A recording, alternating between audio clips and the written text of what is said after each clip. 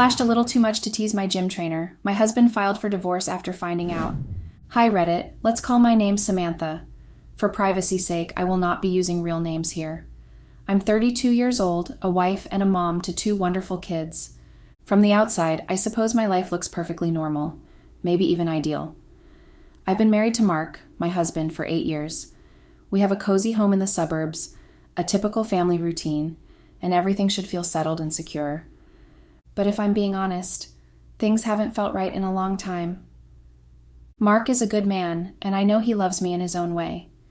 He's always been the steady, reliable type, the kind of person who works hard and makes sure his family is taken care of.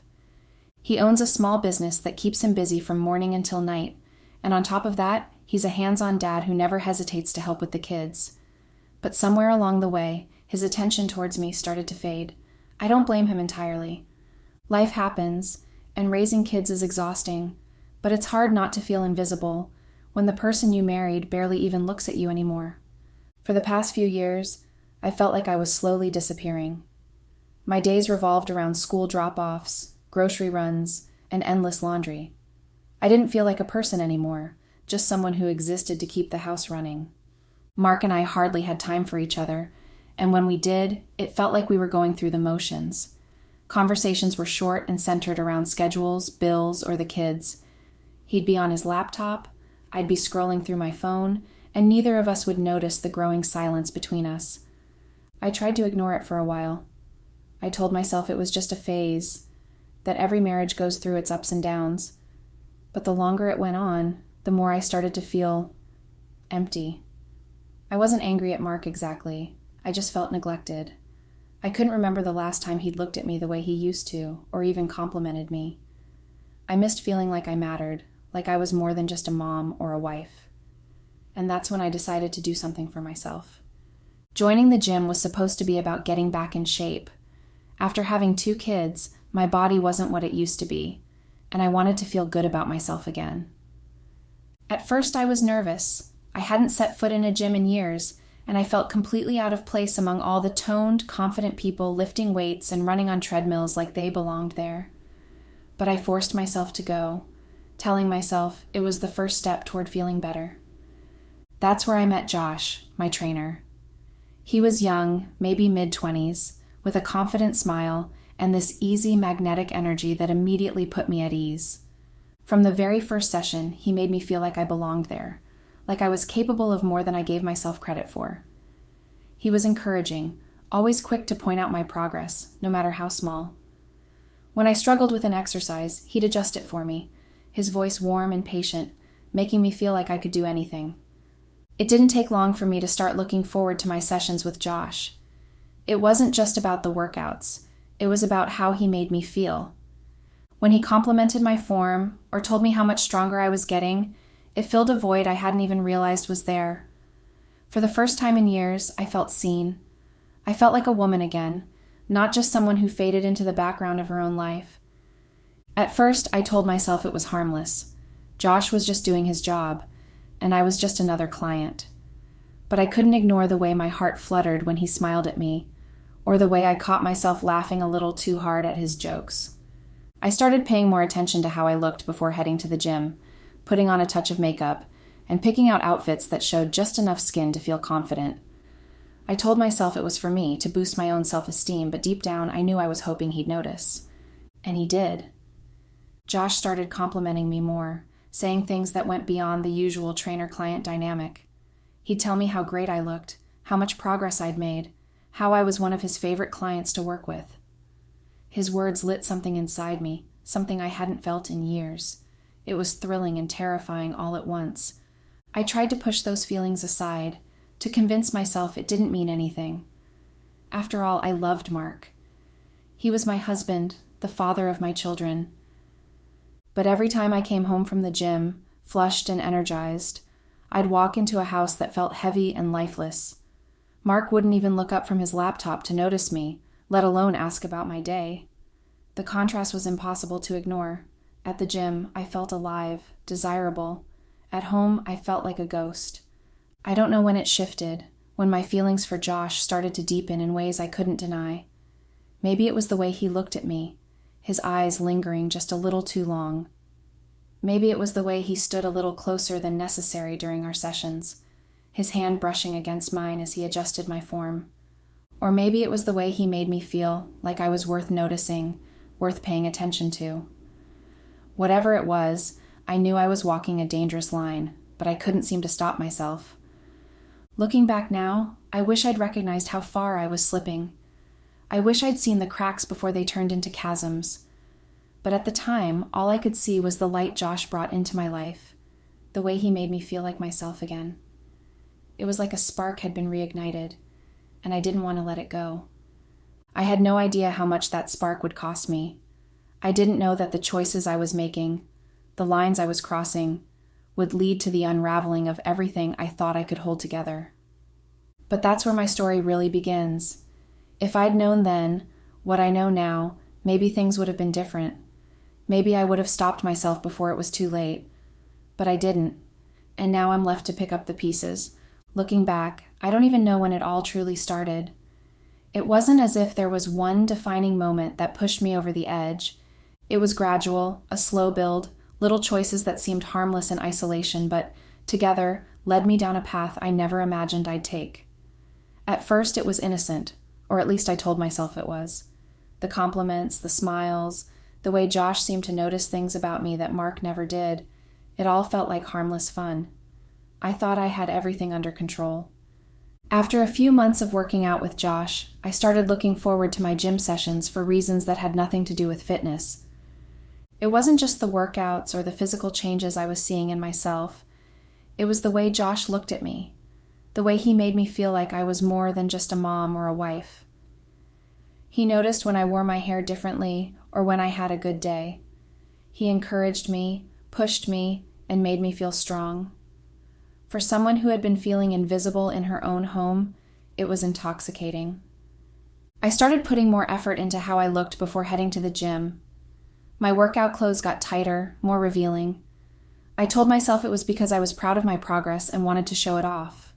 But deep down, I knew it was for Josh. I wanted him to notice me, to look at me the way Mark used to when we first started dating. And he did. I could see it in the way his eyes lingered just a little too long, or the way his smile seemed just a bit more personal when it was directed at me. One day, during a private session, I decided to push the boundaries a little further. We were doing stretches, and I deliberately let my top ride up as I leaned forward, exposing more than I should have. I told myself it was an accident, but it wasn't. I wanted to see how he'd react, to see if the chemistry I thought I felt between us was real. When I glanced up, the look in his eyes told me everything. He didn't say anything, but he didn't have to. I could feel the unspoken tension between us, and it sent a thrill through me that I hadn't felt in years. After that, everything shifted. Our flirtation became intentional. He started texting me outside of the gym. At first, it was about workouts or nutrition tips, but the messages quickly turned into late-night chats filled with jokes, compliments, and playful banter. I'd lie in bed next to Mark, feeling my phone vibrate under the covers, knowing it was Josh. I should have felt guilty, but I didn't. If anything, it made me feel alive in a way I hadn't in years. The text got more personal, more suggestive. He'd tell me how great I looked, how much he admired my dedication, and I'd respond with flirty comments of my own. It was like we were building this secret world, one where I wasn't just mom or Mark's wife. I was Samantha, the woman who made Josh laugh, who made him look at me like I was the most desirable person in the room. Eventually, the tension between us became too much to ignore. One evening after the gym had closed, Josh asked if I wanted to stay a little longer to work on some new exercises. I knew what he really meant, and I didn't hesitate. The gym was empty, the lights dimmed, and the sound of our voices echoed off the walls. He stood close to me as we went through the motions of a workout, his hands brushing against mine, his voice low and steady. When he leaned in, I didn't pull away. The first time we were intimate, it was like nothing I'd ever experienced. There was an urgency to it, and we didn't even bother to wear condoms. It wasn't careful or predictable like it had become with Mark. It was passionate and exhilarating. The adrenaline of being in such a risky place, the thrill of finally crossing the line we'd been dancing around for weeks. It made my heart race in a way I hadn't felt in years. I knew it was wrong, but at that moment I didn't care. All I cared about was the way he made me feel alive, wanted, and free. That first time turned into many more. We started meeting in private, at his apartment, in hotel rooms, and even occasionally at the gym when no one else was around, and trust me, we had sex like wild beasts. Every encounter felt like an escape from the monotony of my everyday life. When I was with Josh, I wasn't worrying about school pickups or grocery lists or the growing distance between Mark and I. I was just me. The secrecy, the adrenaline, the way he looked at me like I was the only thing that mattered, it became addictive.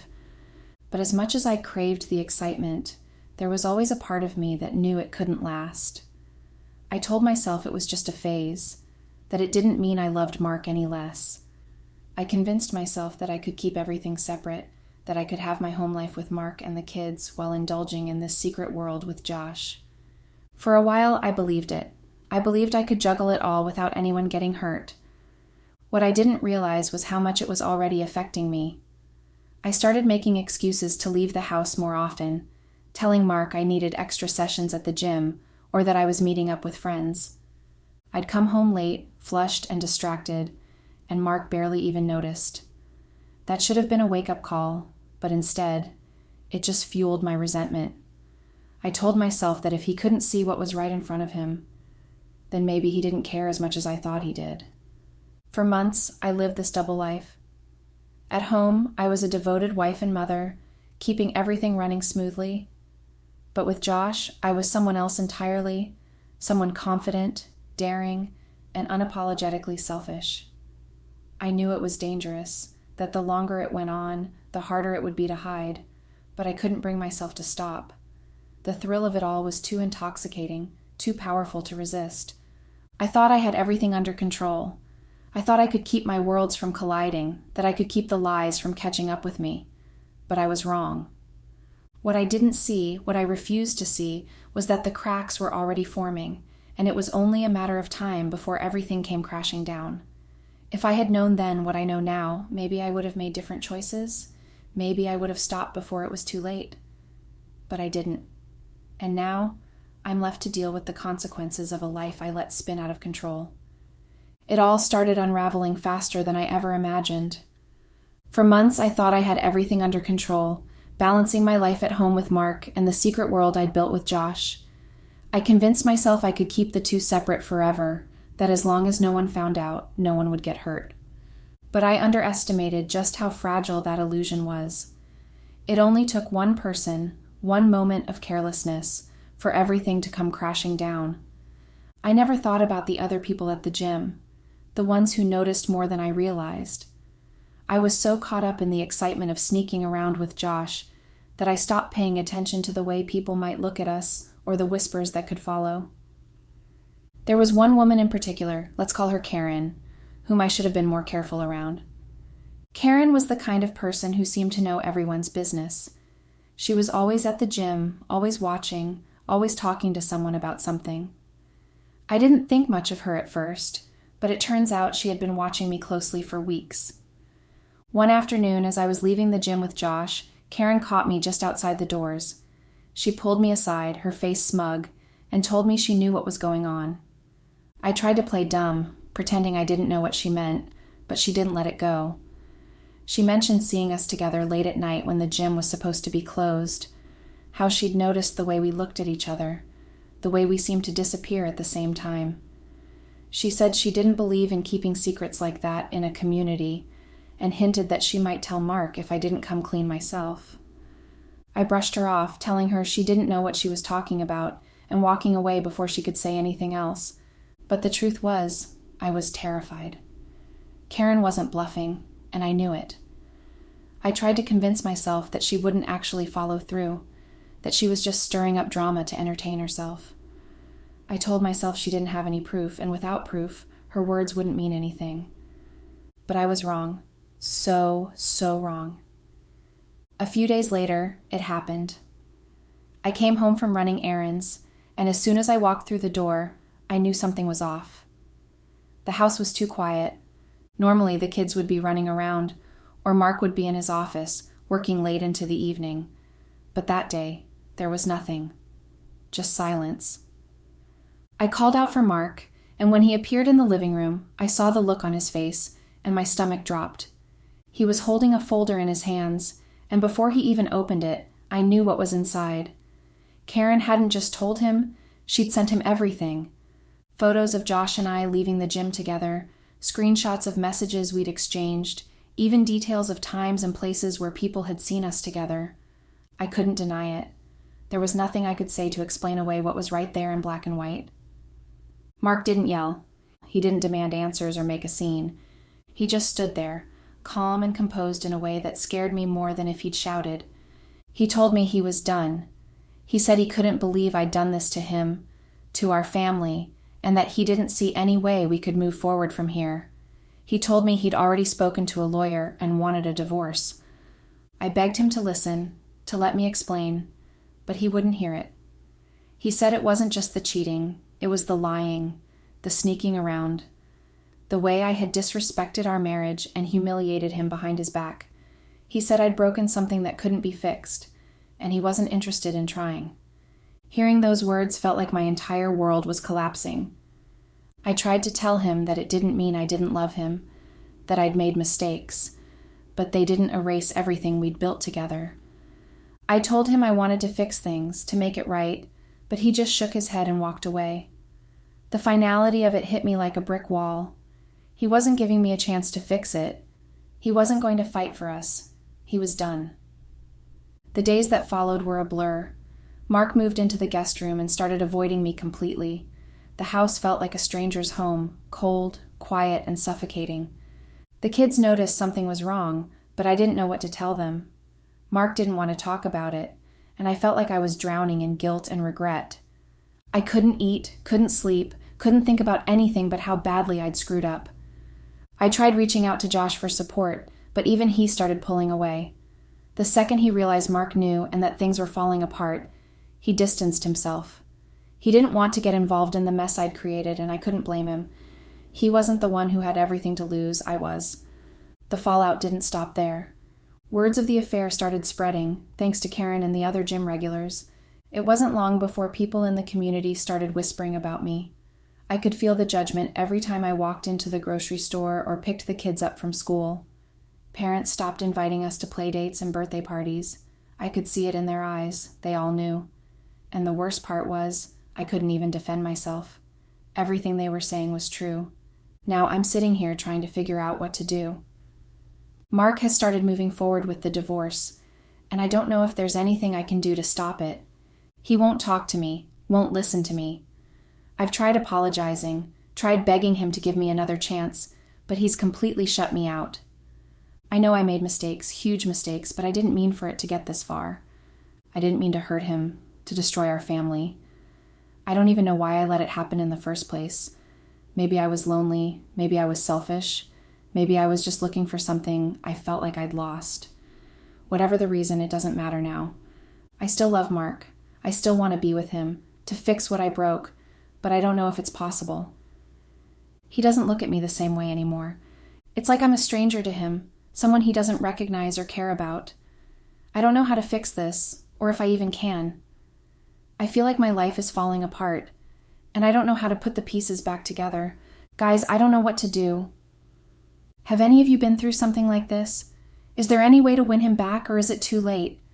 I can't imagine a life without him, without the family we built together. Please, if you have any advice, I'm desperate. I don't want to lose everything. I don't want to lose him. Update. Hello, Reddits. It's been a few weeks since I last posted, and things have only gotten worse. I thought hitting rock bottom meant finding out Mark knew about the affair and was filing for divorce, but I was wrong. It's like my entire world is crumbling piece by piece, and there's nothing I can do to stop it.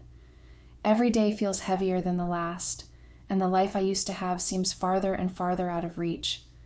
Mark has officially moved out. He packed up his things and took the kids with him. He didn't give me much of a warning, just a curt message from his lawyer letting me know he'd be staying with a friend for the time being. When I saw their rooms empty, their clothes and toys gone, I broke down. The house feels so hollow now, like a shell of what it used to be. I walk past the kids' rooms, and it's like I can still hear their laughter, see the mess of toys on the floor, but it's all just memories. The worst part is knowing that Mark has no intention of coming back. He's not giving me any room to fix things, not even a glimmer of hope. He won't speak to me unless it's through his lawyer. I've tried calling him, texting him, even sending emails, anything to get him to hear me out, but he just ignores me. The one time I managed to catch him on the phone, he hung up as soon as he realized it was me. It's like I don't exist to him anymore, like I'm nothing more than a mistake he wants to erase from his life. And the kids, I don't even know how to explain how much it hurts to not see them every day. Mark is their primary caregiver now, and I only get short, supervised visits a couple of times a week. When they do see me, they're confused and quiet. My son barely looks at me, and my daughter clings to Mark like she's afraid I'll take her away. I can't even blame them. They're young, but they're not stupid. They know something's wrong, and I'm terrified of what Mark might be telling them about me.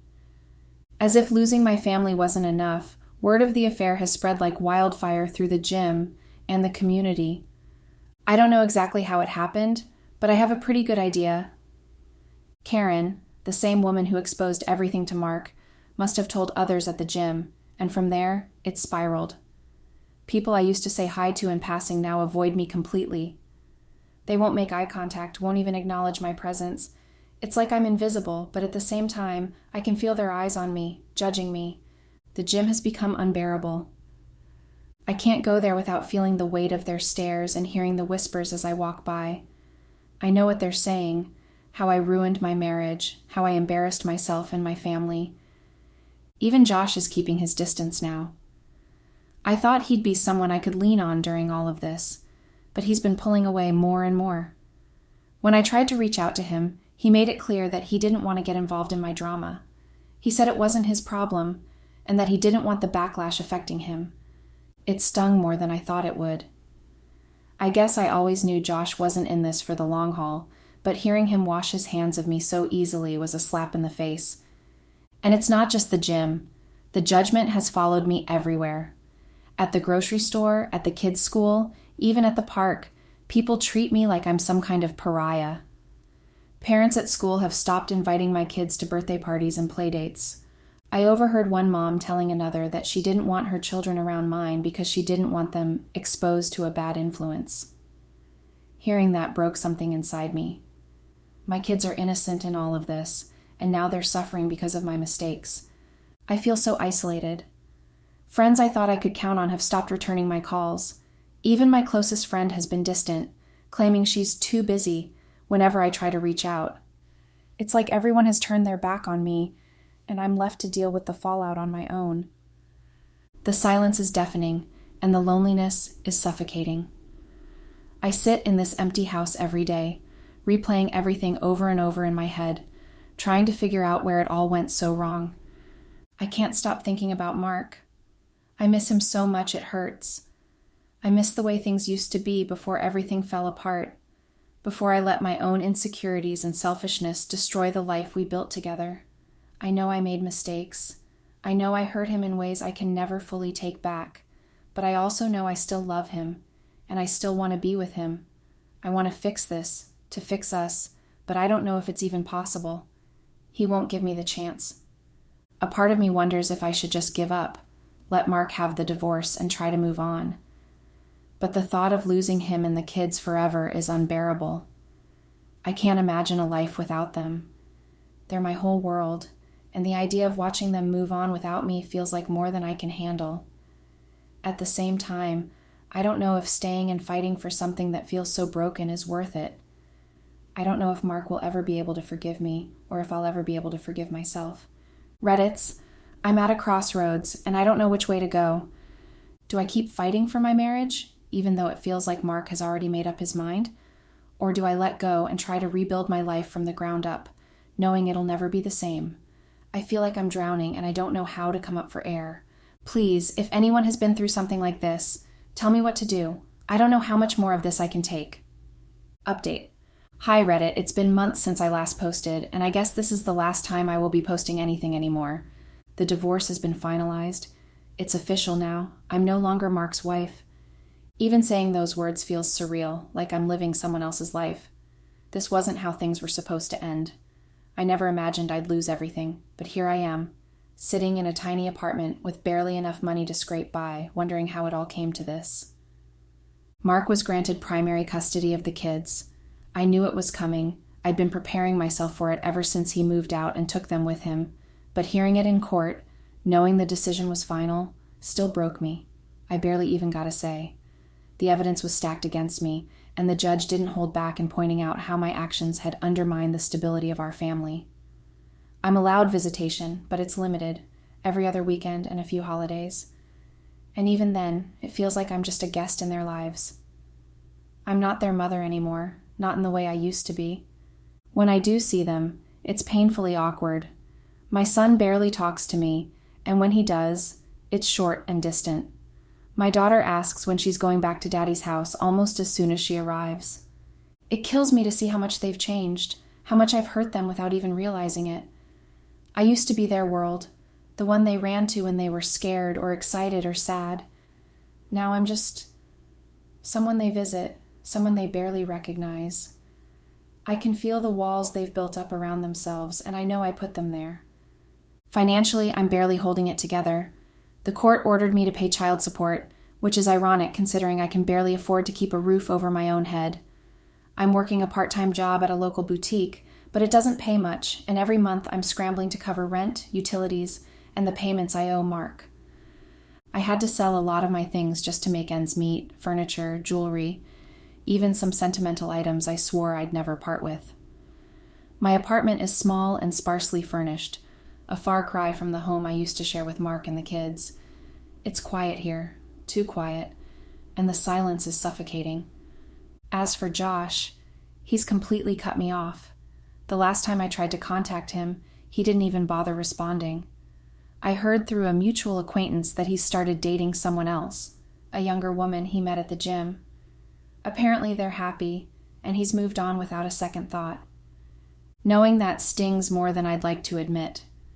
I can't help but feel used, like I was just a temporary distraction for him, something to pass the time until he found someone better. I thought we had something real, something that mattered. But now I see how naive I was. I was nothing to him. The worst part is realizing how much I took Mark for granted. For years, I convinced myself that he was the problem, that he wasn't giving me enough attention or making me feel valued. I blamed him for the distance in our marriage, for the way I felt invisible. But now, sitting here alone, I can see how wrong I was. Mark wasn't perfect, but he loved me. He loved me in ways I didn't appreciate until it was too late. He worked long hours to provide for us, sacrificed so much to give our family a good life, and I repaid him by betraying him in the worst way possible. I keep replaying the good moments in my head, the way he used to hold my hand when we walked down the street, the way he'd kiss me goodnight, even when we were fighting, the way he looked at me when I was pregnant with our first child, like I was the most beautiful thing he'd ever seen. I didn't realize how rare and precious that kind of love was. I didn't realize how much I'd miss it when it was gone. He doesn't even want to give me a chance to make things right. I know I hurt him, and now he has completely shut me out of his life, and it includes our kids too. Now I feel nothing more than an outcast to both my family and to the world. People who used to smile at me and ask about my day now act like I don't exist. Some of them even go out of their way to avoid me, crossing the street or pretending not to see me when I walk by. The whispers and judgment haven't stopped, and I feel like I'm wearing a scarlet letter that I can never take off.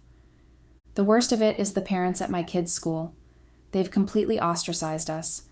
My kids used to be invited to birthday parties and play dates all the time, but now no one includes them.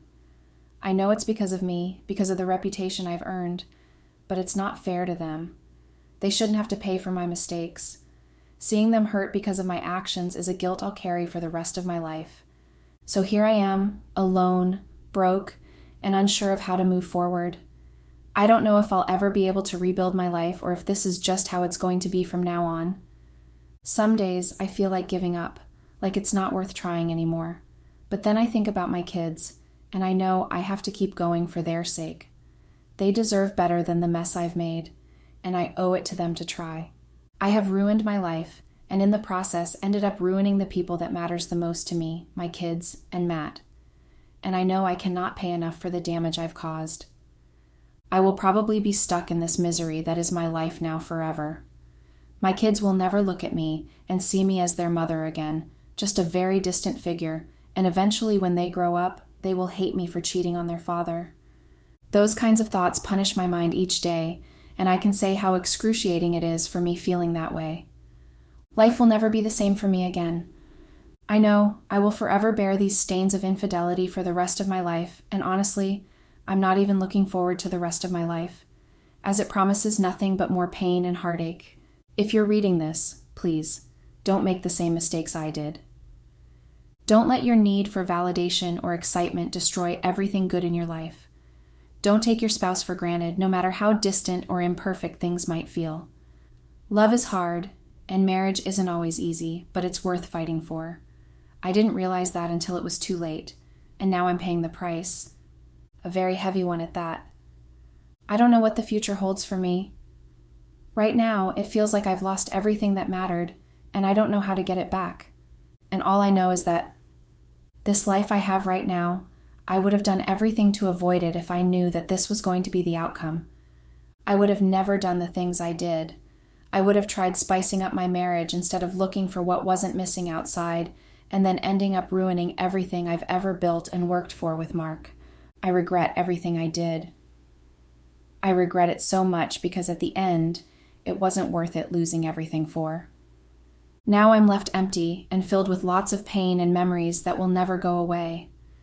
Questions of what ifs that can never be answered. Well, in whatever you do, just don't end up like me because I could tell you for free. It feels a lot like hell on earth right now. Thanks and goodbye.